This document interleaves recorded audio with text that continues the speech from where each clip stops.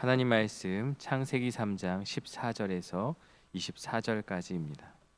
어제 본문을 통해서 인간의 타락과 범죄한 그들을 찾아오신 하나님을 살펴보았는데요. 에덴의 풍요로움을 누리던 아담과 하와가 선악과를 먹은 이후에 하나님의 낯을 피하여 나무 사이에 숨어버린 그들의 마음에는 두려움이 가득합니다. 더 이상 하나님이 기쁨이 아니라 공포의 대상이 되어버린 것이죠. 내가 어디 있느냐라고 물으시는 질문 앞에 솔직하고 정직하게 회개하는 마음이 아니라 핑계와 책임을 전가했고, 본문은 그 죄에 대한 하나님의 심판을 다루고 있습니다. 그러나 심판 속에서도 하나님의 은혜가 발견이 돼요. 그래서 신학자들은 이 본문을 가지고 심판 중의 은혜라고 정의를 하고 있어요. 하나님은 심판의 자리에서 복음을 선포하셨습니다. 여자의 후손이 뱀의 머리를 상하게 할 것이다. 이것을 최초의 복음, 그래서 원시 복음, 원복음 이렇게 이야기를 하죠. 장차 오실 메시아 예수 그리스도를 통해서 승리할 것임을 약속하셨습니다. 또한 인간의 수치를 가려주기 위해서 가죽옷을 지어 입히셨습니다. 무화과나무 잎으로 만든 인간의 임시 방편 대신에 하나님께서 희생을 통해서 만드신 가죽 옷은 장차 우리의 허물과 죄를 덮어주실 예수 그리스도의 의의 옷을 예표하고 있습니다. 먼저 14절 말씀을 보면요, 여호와 하나님이 뱀에게 이르시되 내가 이렇게 하였으니 내가 모든 가축과 들의 모든 짐승보다 더욱 저주를 받아 배로 다니고 살아있는 동안 흙을 먹을지니라. 하나님께서는 아담과 하와에게는 회개의 기회를 주셨지만 뱀에게는 묻지 않고 심판을 합니다. 배로 다니고 흙을 먹는다는 것은 어떤 생물학적 변화 그 이상의 의미를 가지죠. 하나님을 대적하려 했던 교만한 존재가, 하나님과 같아지려 했던 그 교만한 존재가 낮은 자리로 떨어져 비천함과 굴욕 속에 살게 될 것을 상징하는 선언이라고 볼 수 있어요. 15절 매우 중요하죠. 내가 너로 여자와 원수가 되게 하고 내 후손도 여자의 후손과 원수가 되게 하리니 여자의 후손은 내 머리를 상하게 할 것이요 너는 그의 발꿈치를 상하게 할 것이니라 하시고, 여자의 후손이 누구입니까? 이 땅에 오실 메시아 예수 그리스도를 가리키는 예표입니다. 물론 십자가에서 발꿈치를 상하는 것과 같은 고통을 당하게 됩니다. 그러나 그것은 사탄의 머리를 깨뜨리고 사망 권세를 무너뜨리는 승리를 위한 과정인 것이죠. 죄에 대한 심판을 선언하는 그 순간에 하나님은 구원의 계획을 선포합니다. 인간의 실패와 절망 한가운데서 회복과 승리의 약속을 주신 것입니다. 이제는 인간 스스로 구원의 길로 갈 수 없고 영원한 지옥 형벌만이 남아있는 것이 사실이지만, 하나님은 그 죄의 길을 돌이킬 수 있는 의의 길을 예표하셨고, 그것은 바로 예수 그리스도를 통한 생명의 길임을 희미하게나마 암시적으로 우리에게 보여주고 있는 것이죠. 16절은 여자에 대한 저주의 내용이죠. 임신하는 고통을 크게 더하리니 내가 수고하고 자식을 낳을 것이며, 원래 생육하고 번성하는 것은 하나님의 축복입니다. 그러나 죄로 인해 생명을 잉태하고 출산하는 과정이 해산의 고통이라는 것을 겪게 되는 것이죠. 저도 아이를 낳았기 때문에 그 생명의 고통을 제가 직접 체험하지는 않았지만 아내가 출산하는 과정을 곁에서 지켜보았습니다. 정말 눈이 빠질 것과 같은 그러한 고통의 소리, 실제로 그러한 모습을 저도 목격하면서 그 고통이 과연 얼마나 심하고 아팠길래 저렇게 외치면서 저렇게 핏줄이 보이듯이 그러한 절규를 저도 이제 보았거든요. 이 생육하고 번성하는 것은 하나님의 축복이지만 죄로 인해서 생명을 출산하는 그 과정 가운데 아픔이라는 것이 있게 된 것이다. 그러면서 또 이런 말씀이 기록되어 있죠. 너는 남편을 원하고 남편은 너를 다스릴 것이니라 하시고, 이 뒤에 부분 남편은 너를 다스린다라고 하고 어디 감히 여자가 이런 것을 말하는 게 아니죠. 이 원하고와 다스림의 의미는 배우자 간에 서로 상대방을 지배하려고 하는 욕망의 대상으로 인식하게 된다는 뜻이죠. 결혼 초기에 서로 그 주도권을 잡기 위해서 어때요? 서로 다투게 되고 거기에서 상처를 받게 되죠. 새 번역에 보면 이 부분을 어떻게 해석하고 있냐, 어떻게 번역하고 있냐면, 내가 남편을 지배하려고 해도 남편이 너를 다스릴 것이다. 공동 번역에는 내가 남편을 마음대로 주무르고 싶겠지만 도리어 남편의 손아귀에 들리라고 번역하고 있습니다. 아담과 하와는 서로를 돕는 배필로서 동등하고 조화로운 관계를 누렸습니다. 그러나 죄가 그 관계의 중심을 흔들어 놓았습니다. 이제 사랑과 존중 대신에 지배와 갈등의 구조로 왜곡될 위험에 처하게 된 것이죠.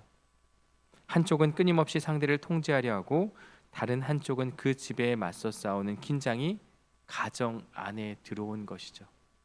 그래서 성경에서도 나중에 신약 성경에 보면 아내들아 그리고 남편들아 라고 말하면서 서로를 돕고 사랑해야 한다는 것을 말씀하는 이유는 원래의 그 관계가 깨어지고 서로 간에 그러한 아픔과 상처를 주는 관계가 되었기 때문에 다시 우리 주님께서 서로 간의 관계를 회복시키는 말씀을 우리에게 허락해 주시는 것이죠.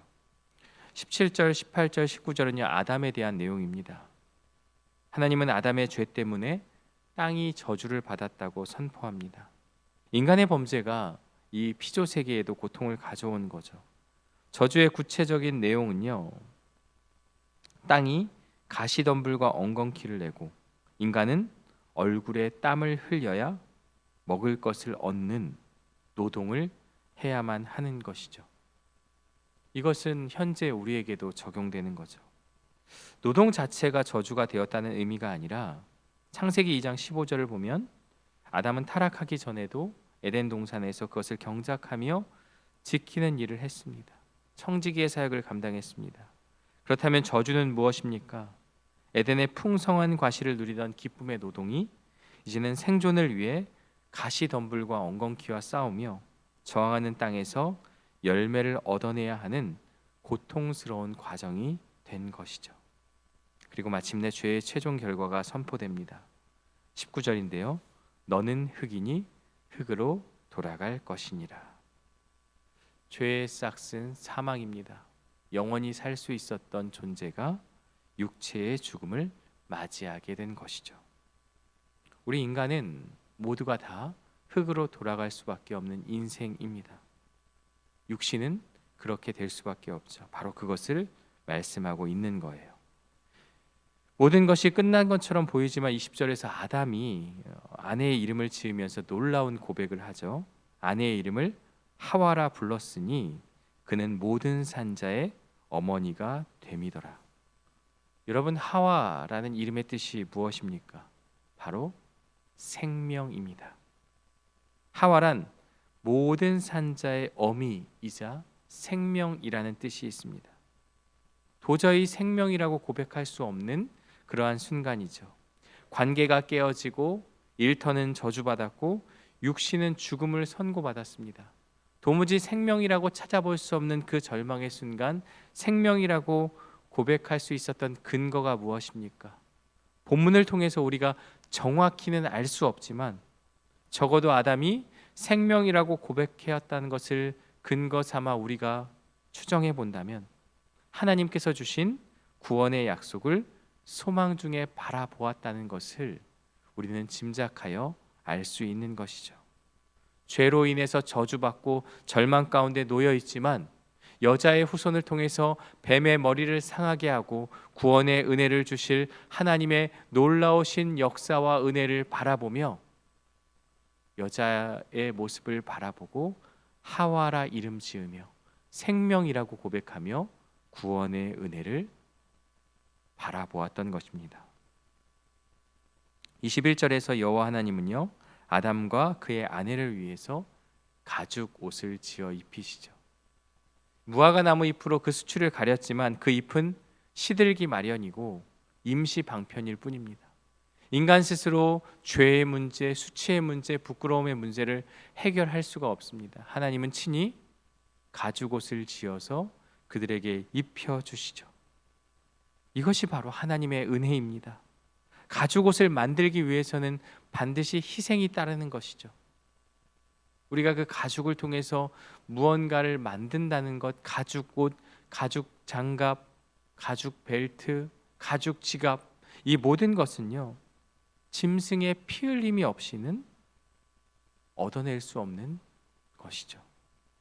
이 가죽옷을 만들기 위해서 그 죽음과 피 흘림이라는 희생이 반드시 있어야 하는데, 이것은 장차 온 인류의 죄를 덮기 위해 십자가에서 피 흘려 희생되실 어린 양 예수 그리스도의 대속적 죽음을 예표하는 그림자로 우리가 볼 수 있는 것이죠. 우리의 노력이 아닌 하나님께서 친히 피 흘려 마련해 주신 의의 옷, 그것이 바로 복음인 것이죠. 그러나 하나님과의 분리는 피할 수 없습니다. 22절 이하가 그것을 말하고 있죠. 인간을 에덴에서 추방하시는데요, 하나님은 인간이 죄를 지은 상태로 생명나무 열매를 먹고 영생하는 것을 막으시는 장면입니다. 죄인인 채로 영원히 사는 것은 축복이 아니라 저주이기 때문인데요. 그래서 하나님은 에덴 동산 동쪽에 그룹들과 천사들과 불칼을 두어서 생명나무로 가는 길을 지키게 하셨습니다. 이제 죄인이 된 인간은 자신의 힘과 노력으로는 결코 하나님께 나아갈 수 없게 되었습니다.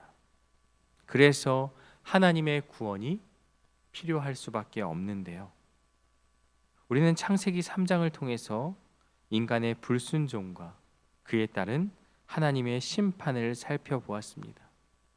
우리는 이 문제 앞에 아담과 하와를 원망하거나 그들을 향해 불평을 토로할 그러한 자격이 없습니다. 어찌 보면 우리도 죄의 삶의 모습, 하나님 없이도 살 수 있다는 그러한 착각, 그리고 언제나 돌이키지 않는 우리의 모습을 통해서 우리 역시도 똑같은 모습으로 살아가고 있음을 보게 되어지는 것이죠. 그래서 우리에겐 더더욱 하나님의 구원이 필요한 것이죠. 뱀을 향한 저주 속에 담긴 최초의 복음, 죽음의 선고 앞에서 생명을 고백한 아담의 믿음, 수치를 가려주신 하나님의 가죽옷, 이 모든 것은 무엇을 의미하고 있습니까? 인간의 죄는 더럽고 절망이고 저주로 가득하지만 그 심판 가운데 나타나는 하나님의 은혜를 우리는 이 말씀을 통해서 발견하게 되는 거예요. 오늘 말씀을 우리의 삶에 적용해 보면 첫 번째는요, 죄의 실상을 직면해야 하는 것입니다. 우리는 구원받았기 때문에, 구원의 은혜로 살아가기 때문에 죄를 가볍게 여길 때가 있습니다. 그러나 이 죄는요, 너무나도 더러운 것이고 너무나도 악한 것이죠. 우리는 여전히 창세기 3장의 저주가 지배하는 세상 속에 살아가고 있습니다. 깨어진 관계 속에서 아파하고 노동의 현장에서 땀 흘리며 언젠가는 죽음을 맞이할 운명 앞에 서 있는 것이 우리의 인생입니다. 모든 고통의 뿌리가 하나님을 떠난 죄임을 인정해야 합니다. 죄를 가볍게 여기고 세상의 가치관과 타협하려는 유혹 앞에서 죄가 얼마나 무서운 결과를 가져왔는지를 기억해야 합니다. 그리고 그 죄의 대가를 누가 치르셨습니까? 예수 그리스도께서, 죄 없으신 예수님께서 우리의 죄를 대신하여서 그 죄의 실상을, 그 죄의 더러움을 해결해 주기 위해서 나의 죄를 대신해서 십자가에 달려 죽임 당한 일을 기억해야 하는 것입니다. 우리는 부활의 은혜, 그리고 그 놀라우신 구원의 은혜만을 생각하며 죄의 모든 것을 감당하신 예수 그리스도의 십자가를 외면할 때가 있습니다. 그러나 부활은, 구원의 은혜는 십자가의 고통 없이는 주어지지 않았다는 것을 기억하고, 우리의 삶에 있어서 그 죄가 가져오는 그 더러움을 기억하고, 이제 예수 그리스도의 공로를 말미암아 구원받은 자로 죄된 모습에서 벗어나 구원의 은혜를 누리며 살아가는 우리 모두가 되기를 간절히 소망합니다. 두 번째는요, 삶의 저주 속에서 우리는 은혜를 발견해야 합니다. 죽음의 선고 속에서도 약속을 붙들었던 그 아담처럼 절망의 상황 속에서도 우리에게 소망의 이유가 되시는 예수 그리스도를 바라보아야 합니다. 우리의 환경과 상황은요, 도저히 은혜를 발견할 수 없을 때도 있습니다. 어쩌면 질병과 싸우고 있고, 어쩌면 물질의 압박으로 인해서 힘들어하는 분도 있고, 관계의 단절로 인해서 고통과 절망 가운데 있는 우리의 모습, 그러나 그 모든 것은 우리의 힘으로 가리거나 없앨 수 없는 것이죠. 나를 위해 피 흘리심으로 만들어주신 하나님의 그 가죽 옷, 예수 그리스도의 십자가의 은혜를 날마다 의지하며 사는 것이 우리에게 필요하다는 것을 우리에게 말씀하고 있습니다. 삶은 고통스럽고 너무나 힘이 듭니다. 왜 사냐고 묻는다면 죽지 못해 산다고 그렇게 고백하기도 합니다. 그러나 이 고백은 굉장히 무서운 고백이죠. 하나님께서 우리에게 생명을 주시고 또 기쁨 가운데 살아갈 수 있도록 우리에게 허락하셨죠. 물론 삶의 과정 속에서 힘들고 어렵지만 우리는 이 땅에 영원히 거주할 자들이 아니죠. 우리가 지금 살펴보고 있는 베드로전서의 말씀을 통해서 세상을 지나가는 교회와 성도로서 살아가게 되죠. 그렇지만 세상 안에 두 발을 딛고 살기 때문에 삶의 저주가 있고 어려움이 있지만 우리는 무엇을 바라보아야 한다? 영원한 하나님 나라, 썩지 않고 더럽지 않고 쇠하지 않는 그 하나님 나라를 바라보며 살아가는 것이 바로 은혜를 입은 우리의 모습이 되어야 하는 것이죠. 세 번째는 새 에덴의 소망을 품고 살아가야 합니다. 새 에덴 교회도 있죠. 우리가 첫 에덴으로 가는 그 길은 그룹들과 불칼에 의해서 닫혔습니다. 그러나 하나님께서는 예수 그리스도를 통해 그 길을 막은 것이 아니라 생명의 길을 여셨습니다. 이제 우리 스스로는 무언가가 막혀 있기 때문에 그 길로 갈 수 없지만 예수님께서 무엇이라고 말씀하셨습니까? 내가 곧 길이요 진리요 생명이니 나를 믿지 않고는 아버지께로 갈 수 없다고 말씀하셨습니다. 이렇게 살면, 이렇게 행하면 그 길을 갈 수 있다 말하지 않았습니다. 내가 곧 길이라고, 내가 곧 진리라고 말씀하고 있습니다. 내가 곧 생명이라고 말씀하고 있습니다. 우리가 구원으로 갈 수 있는 길은 오직 예수 그리스도의 십자가의 피가 아니면 갈 수 없다는 것, 그것을 기억하며 그 구원의 길이 우리에게 주어졌고 우리는 그 길을 걸어가며 이미 그 길 끝에 무엇이 있음을 알고 있습니다. 바로 새 에덴, 영원한 하나님 나라, 그 구원의 길을 하나님께서 우리에게 허락하여 주셨습니다. 이 땅에서의 삶이 끝이 아닙니다. 우리는 주님과 함께 들어갈 완전한 회복의 나라, 눈물과 고통과 죽음이 없는 새하늘과 새 땅을 향해 나아가는 순례자들입니다. 저주 아래 신음하는 세상 속에서 이미 우리에게 입혀주신 구원의 은혜를 붙들고 장차 들어갈 영원한 본향을 사모하며 살아가는 저와 여러분들 되시기를 주님의 이름으로 간절히 축원합니다. 함께 기도하겠습니다. 하나님 아버지 감사합니다. 오늘 우리에게 새 날을 허락하여 주시고 또한 말씀으로 하루를 시작할 수 있도록 인도하여 주심에 감사합니다. 인간의 죄로 인해 우리에게는 생명으로 갈 수 있는 길이 막혔지만 그 죄와 저주와 심판 아래에서도 하나님은 생명의 길을 열어주셨고 가죽옷을 지어 입히시며 십자가의 고통과 십자가의 은혜 없이는 우리가 하나님께 나아갈 수 없음을 다시 한번 우리에게 말씀으로 깨닫게 하여 주셨습니다. 이제 우리는 우리 스스로의 힘으로 구원의 길로 갈 수 없음을 깨닫고 오직 한 길, 예수 그리스도의 그 길로 하나님께 나아갈 수 있음을 붙잡고 우리 삶의 구원자 되시는 예수님을 의지하며 살아가는 우리 모두가 될 수 있도록 인도하여 주옵소서. 삶의 환경과 모든 과정이 절망과 좌절과 아픔 가운데 놓여 있지만 아버지 하나님께서 그 모든 길을 열어주셨고, 그리고 그 길 끝에 영원한 생명을 허락하셨기 때문에 구원 되시는 그 여호와 하나님, 그 하나님을 통하여 주신 예수 그리스도를 통한 그 생명의 은혜를 바라보며 환경이 아닌 하나님을 바라보고 이 땅이 전부가 아닌 하나님 나라의 소망을 갖고 살아가는 우리 모두가 되게 하여 주옵소서. 특별히 오늘과 내일 또 사랑하는 자녀들 가운데 큰 수술을 앞둔 자녀들이 있습니다. 아버지 하나님께서 치료와 회복의 은혜를 주시고 부모들의 마음을 기억하여 주시고 그 아픈 마음을 상처를 싸매 주시고 회복의 은혜를 허락하여 주옵소서. 병상에서 고통 가운데 있는 우리 환우들을 기억하여 주시고 비록 음성으로 영상으로 예배하지만 그 마음 가운데 함께하여 주시고 우리 모든 성도들이 함께 기도하며 나아갈 때 그것이 힘과 위로가 되어서 속히 훌훌 털고 일어나 함께 예배할 수 있도록 인도하여 주옵소서.